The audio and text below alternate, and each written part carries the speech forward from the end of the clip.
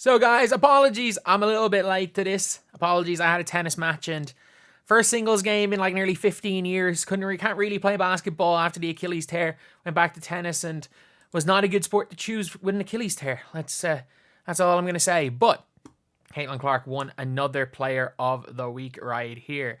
And before we get on to, if you guys agree she deserves player of the week, subscribe. We're trying to hit 34.3k by the end of the day. We are only 77 off Lance. And also, if you guys are interested, we have got some Mick Talks Hoops merch right here. We have some things that may or may not be a certain 22. Again, always edited pictures on this to be close enough to what are the other hoodies. A lot of people are saying they want the WNBA hoodies, but like they don't really want the logo. They think the logo should be one number 22. So we got the number 22 on the hoodies. But yeah, that'll be in the description. But Caitlin Clark won herself a player of the week. 25 points per game, 10 assists per game, 7.7 rebounds per game. I don't know. I would have just given it to Aaliyah Boston. Right here. Or I would have just given it to, you know what? Give it to Angel Reese. Give it to Angel Reese. Like, I've seen Angel Reese be, what is it? One of those Twitter pages gave Angel Reese co-rookie of the week this week. But yeah, that's basically what it is. But at the same time, I'm not really going to go and complain too much about this. I'm not going to complain too much. I would have liked to have seen Aaliyah Boston or Kelsey Mitchell win one of them. I would have loved to have seen that.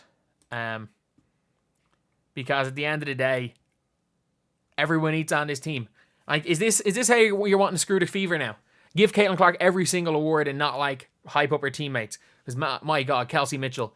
You know what? I know Kelsey Mitchell's better is the new butt turnovers. I know that's the new butt turnovers. Oh, the lighting hurts my eyes right now. So I'm that in a bad way. But yeah, I do think what Caitlin Clark has been doing is ridiculous. Like, she did also average 25 and 10 for a week. We do forget that, like, when she missed out on player of the week, no one had ever averaged 20 and 10 and not won player of the week until Caitlin Clark did in like the last week before the break. She has won player of the week every week since the break. She hasn't not won a player of the week since the All-Star break.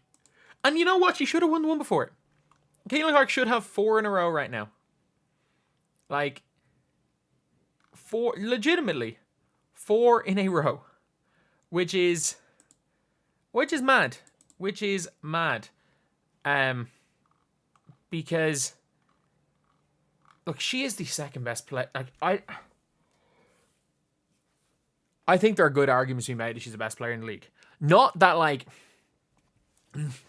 you can give her the ball and she can do what A'ja Wilson can do as far as giving her the ball. But like, she's the system. Like, a player that allows you to run a system that is near unbeatable. When they get going, they're unbeatable.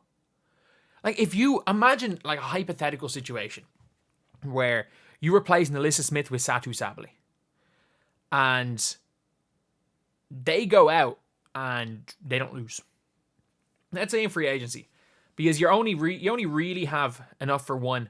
There is a huge Katie Lou problem in free agency. The Katie Lou contract is screwing them. Like, if they didn't have Katie Lou, they could form a damn super team. You can still form a super team in 2026. But, like, you're obviously giving the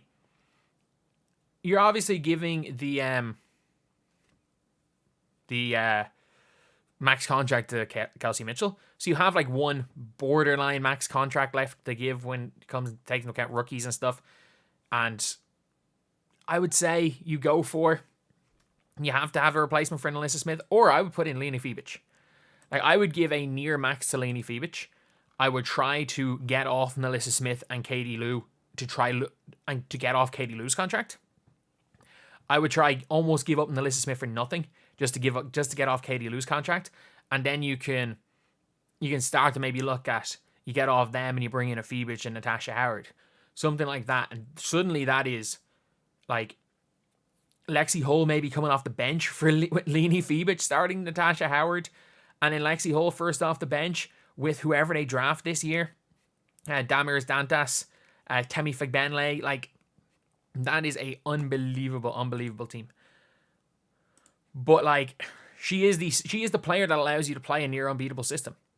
And if you get the right players, she will be the best. She will be the head of the snake of one of the best teams in the WNBA. And look, AJ Wilson has been that for 2 years.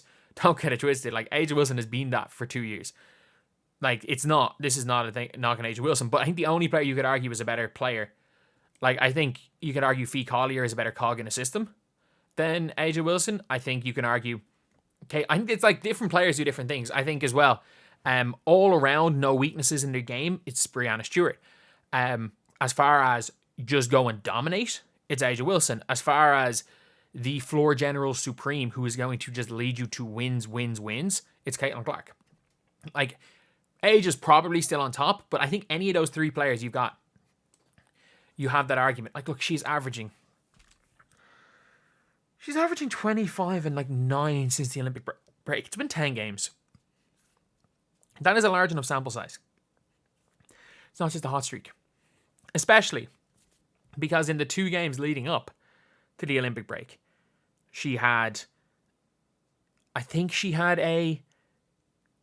13 assist game against Phoenix. I think it was 20 and 13 or something. Then she had a 24 and 19 game against Dallas. And the game before, she was 29 and 13. Like, they were the 3 games before the Olympics. So it's not like this is just a hot streak. Her last 13 games, she has been the literal best player in the WNBA. And that includes AJ Wilson. The last 13 games. She has been the best player. Again, over the course of the season, AJ has been a better player this season. But if the MVP only started the last 10 games, if the MVP was only for the second half of the season, this would be not only a debate, this would be closer to a let's go for Caitlin. Which is why I don't necessarily think that it'll be a unanimous MVP. But I do think it's going to be, I think maybe 1 to 2 people. 1 to 2 people are going to vote for Clark. I think 1 to 2 vote for Stewie. 1 to 2 might vote for Fee. I think you're going to see 50 of 60 votes for AJ Wilson. In reality, that's probably would be one of the most fair things. But yeah, that's pretty much it. Player of the week right here for Caitlin Clark. I can see tomorrow. I can see a team refusing to play tomorrow, which is I'll just throw it in is in the end of the video. Things are kind of going strange. Things are kind of messing, not being great with the WNBA. But I have a weird feeling that a team's not going to show up to play tomorrow. Just as a throw-in line at the end of this video, I have a very weird feeling a team will not walk out onto the court. So that's the video. Thank you guys for watching. Please like, comment, and subscribe.